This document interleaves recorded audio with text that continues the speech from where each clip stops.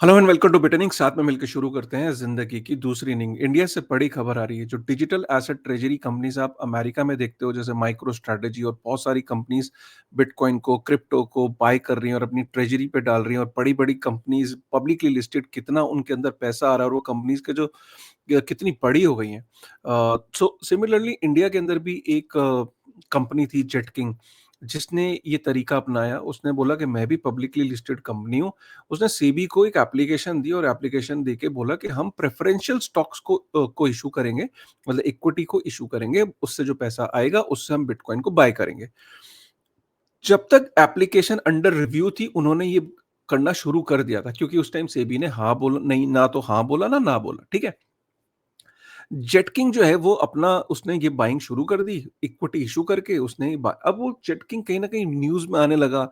Stock price उसका कितना बढ़ने लगा, मतलब मैं अगर आपको जेटकिंग का स्टॉक प्राइस यहाँ पे शो करूं तो आप ये देख सकते हो कि अभी एक महीने में 42% गिर गया। क्योंकि आप ये देखो, ऑल टाइम हाई पे ये 400 रुपए का एक शेयर पहुंच गया था।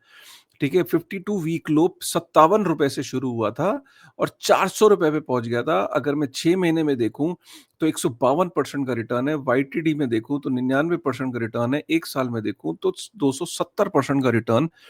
मतलब ये अभी, लेकिन एक महीने में ये शेयर गिरा, क्योंकि अब जो खबर ये आ रही है कि सेबी ने बेसिकली ये बोल दिया कि जो जेट किंग को, कि भैया ये जो डिजिटल एसेट ट्रेजरी कंपनीज का जो रास्ता है, इस पे कहीं ना कहीं उसने रोक रोक लगा दी। बेसिकली क्या है कि सेबी ने ये बोला है कि इट इज नाउ क्लियर कि जो आपकी एप्लीकेशन है, we can not let that happen कि प्रेफरेंशियल स्टॉक कंपनीज इशू करें और उससे जो फंड आए उससे वो बिटकॉइन या क्रिप्टो को बाय करें।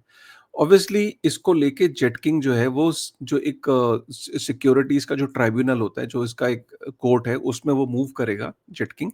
लेकिन फिलहाल डिजिटल एसेट ट्रेजरी कंपनीज का जो फ्यूचर है इंडिया में, उस पर रोक लग गई है।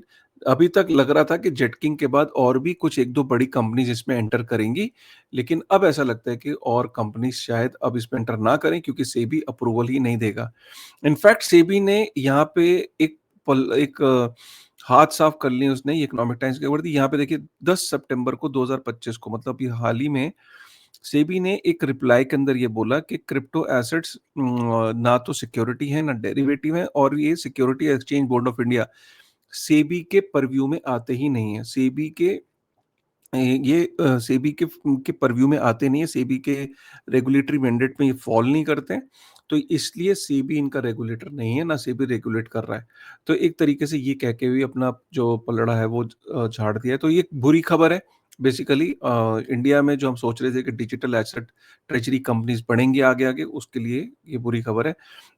अच्छी खबर क्या है? अच्छी खबर ये कि जो आपका लेजर नैनो एस प्लस जो है वो 6200 रुपीज का मिल रहा है। भाई इसमें बहुत कलर्स थे पहले, अब मेरे को ये एक ही कलर दिख रहा है। आप बाकी चेक कर सकते हो। डिस्क्रिप्शन पे लिंक है, उसको क्लिक करके आपको जाना है। ये नहीं कि आपने लेजर कहीं भी टाइप कर दिया, गलत डिवाइस आ जाएगी, फिर प्रॉब्लम में आ जाओगे। डिस्क्रिप्शन में जो लिंक है उसी को क्लिक करके आपको जाना है। और आपको ये 6200 का 48% डिस्काउंट पे मिल रहा है। ठीक है। तो ये आप बाय कर सकते हो वहाँ पे, लेजर नैनो एस प्लस। ये बेसिकली ग्रेट इंडियन फेस्टिवल, और इसमें आपको अमेजोन से लेना सेफ है। अमेजोन जो है वो ऑफिशियल रीसेलर है लेजर का। तो आप जाके कंफर्टेबली ले सकते हो और इमीडिएट डिलीवरी पा सकते हो। ठीक है। तो गाइस, डिस्क्रिप्शन में लिंक है, उसको क्लिक करके जाना। ठीक है।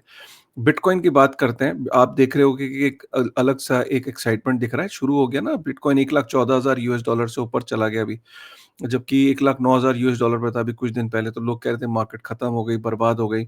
बट यहाँ पे आपको मैं एक चीज दिखाना चाहता हूँ कि अक्टूबर अक्टूबर हमेशा से बिटकॉइन के लिए एक बड़ा ही जबरदस्त महीना होता है।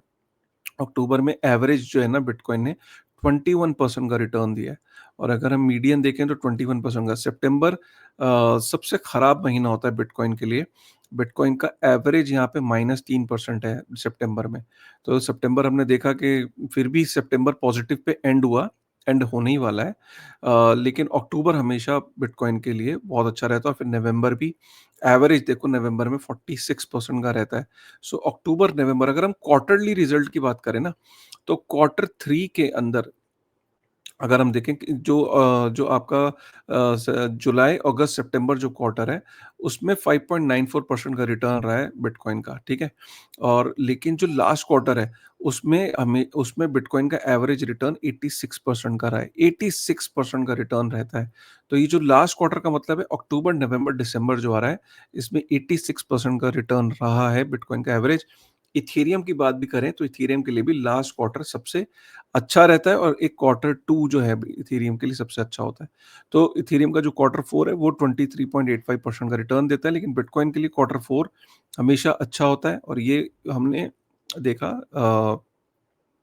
आपका मंथली, ठीक है? तो ये एक तो ये सिग्नल हो गया, ठीक है? दूसरा जो इम्पोर्टेंट चीज़ है वो ये कि बहुत सारे लोगों ने ना, बहुत सारी कंपनीज़ ने, बहुत सारे इंस्टीट्यूशंस ने बहुत सारा जो है वो बिटकॉइन का प्राइस प्रेडिक्ट किया है।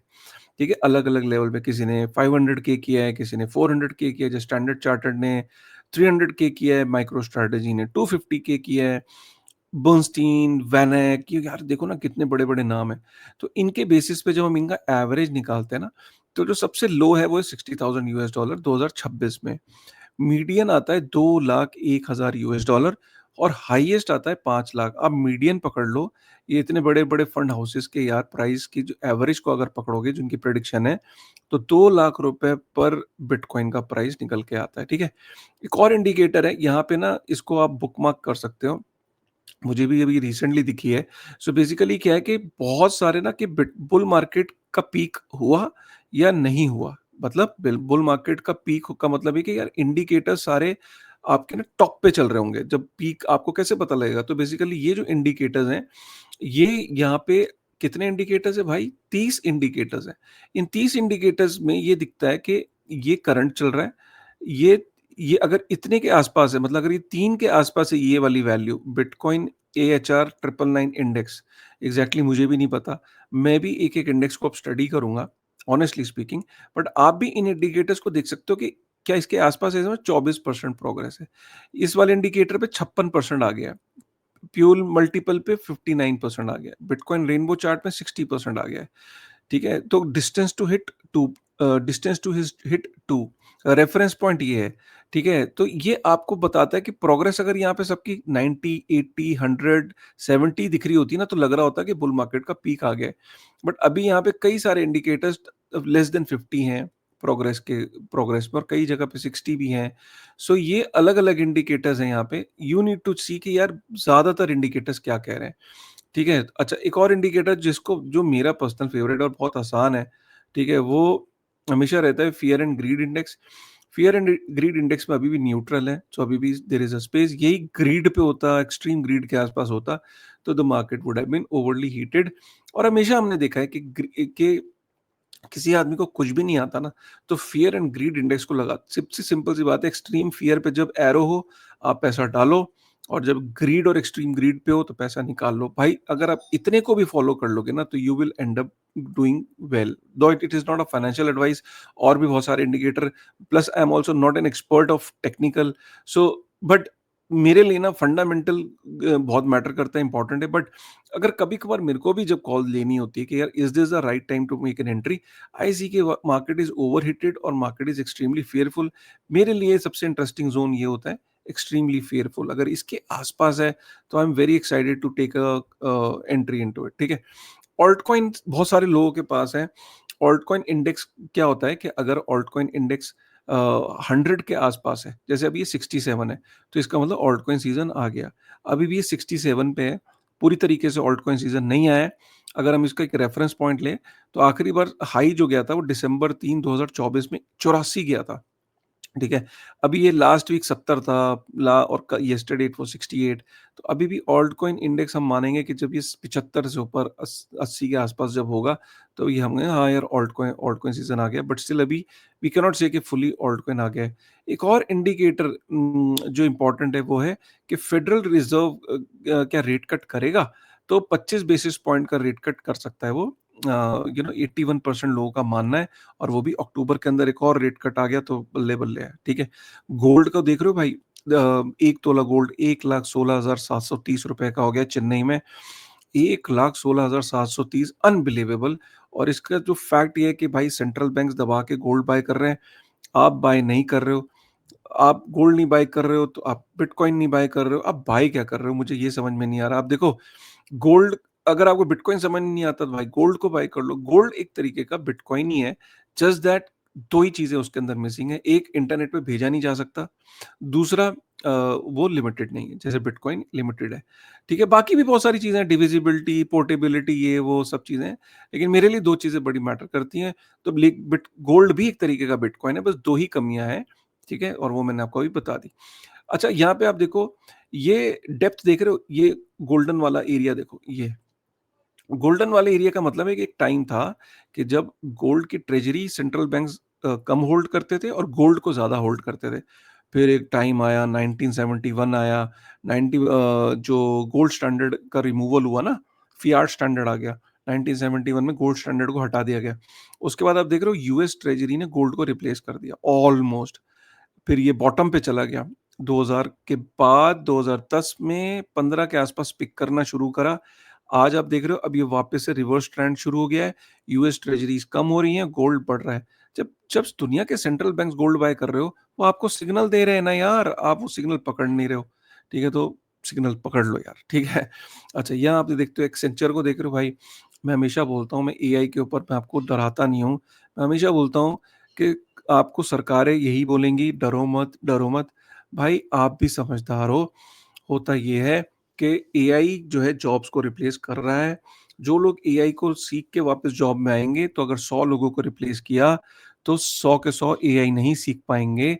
70 ने सीखा, वो वापस आ गए। कुछ टाइम बाद फिर 70 निकाले गए, वो फिर सीखने गए, फिर 50 आए, फिर वापस गए, फिर 30 आए, फिर 30 सीख के आए, फिर 10 आए। तो कहने का मतलब ये है कि जब-जब, जितने-जितने लोग जॉब से निकाले जाएँगे, सब के सब एआई सीख के जॉब में वापस नहीं आएँगे। कुछ लोग हमेशा जॉबलेस रह जाएँगे। आज उसकी तैयारी करो दोस्तों। अपना तैयारी कैसे करनी है? ये भी इम्पोर्टेंट है। तैयारी सीधी-सी बात है भाई, कि अपने खर्चे इवैल्यूएट करो, और अपनी जो गोल्ड है, अपनी सेविंग्स के अंदर, अपनी प्लानिंग के अंदर है, फ्यूचर में जो रिस्क आ रहे हैं, तो आज अगर आप कमा रहे हो, तो just be invested in those assets, those are growing at a fast pace, और those are able to, who are able to beat the inflation. ठीक है? तो ये बड़ा इम्पोर्टेंट है। उसके बाद आप ये देख सकते हो कि एआई ऑलरेडी जो है ना, वो ह्यूमन की जो इंटेलिजेंस है उसके आसपास पहुंच गया है। एआई के अंदर 3 स्टेजेस होती है ना, तो अभी हम जो दूसरी स्टेज में हैं, एजीआई में, जो फाइनल स्टेज है वो है super intelligence. Super intelligence stage में वो खुद डिसीजन लेना शुरू कर देगा। अभी आर्टिफिशियल इंटेलिजेंस जो एजीआई में जो आप हो ना, आर्टिफिशियल जनरल इंटेलिजेंस में, उसमें आप एक गूगल की तरह उसे यूज़ कर रहे हो। आप उसे इनपुट दे रहे हो, वो आप पे डिपेंडेंट है, वो कुछ एक वो देता है, फिर आप वेरीफाई करते हो, फिर आप चेंज करते हो, फिर वो कुछ देता है। एक टाइम आएगा कि वो सुपर इंटेलिजेंस स्टेज में, जहाँ पे वो आपसे ज़्यादा स्मार्ट होगा, आपको ऑर्डर कर रहा होगा, आप उसे ऑर्डर नहीं कर रहे होगे, आपको वो डिक्टेट कर रहा होगा, वो आपसे डिक्टेशन नहीं लेगा। अपना वो माइंड लगाएगा, आपका माइंड नहीं लगाएगा, तो that could be the possibility of a super intelligence, ठीक है? सिंगापुर और यूएई जो है वो क्रिप्टो ऑब्सेस्ड कंट्रीज़ हैं। यहाँ पे 25% दोनों कंट्रीज़ के अंदर लोगों के पास क्रिप्टो होल्ड हो गया है, ठीक है? होल्ड कर लिया है। 13 साल में बिटकॉइन ने एस-एंड-पी 500 को बीट किया है, ठीक है? और एरिक ट्रम्प ने, भाई डोनाल्ड ट्रम्प का लड़का है, वो बोल रहा है कि bitcoin will cross 1 million US dollar, ठीक है? And quarter 4 of this year will be unbelievable. भाई वो भी कह रहा है कि October, November, December is going to be unbelievable. I don't know, but ठीक है यार, वो कह रहा है, सुन लो उसकी भी, ठीक है? एनीवेज, तो ये था यार, एंड आई एम सॉरी कि मैं कंटेंट रेगुलर नहीं बना रहा हूँ। छोटी सी कहानी शेयर करता हूँ, सहानुभूति के लिए नहीं बोल रहा हूँ, बट फैक्ट ये है कि यूट्यूब ने हमें सिल्वर बटन देने को डिनाई कर दिया है फॉर द टाइम बिंग। और हुआ ये था कि जब हम 97-98,000 सब्सक्राइबर पे पहुंचे थे, तो एक थंबनेल हमने डाल दिया था, जिसमें हमने थंबनेल में लिख दिया था बाय, सेल और होल्ड।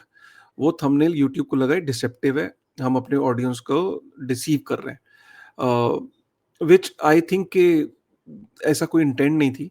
बट बाय, सेल और होल्ड लिखना हम कभी लिखते नहीं है। उसके बाद हमें लगा कि ठीक है यार, हमसे गलती हुई है, शायद इस पूरी जर्नी में एक गलती हुई और बड़ी टाइमिंग बड़ी गंदी थी उसकी। उस टाइम उसने बोला कि 90 डेज़ का आपके चैनल पे स्ट्राइक है, कोई आपको अवार्ड फैसिलिटेशन नहीं होगा, 90 डेज़ तक हम आपको ऑब्ज़र्व करेंगे। हमने वो 90 दिन का टाइम निकाला और 90 दिन का टाइम निकालने के बाद जब हम वापस से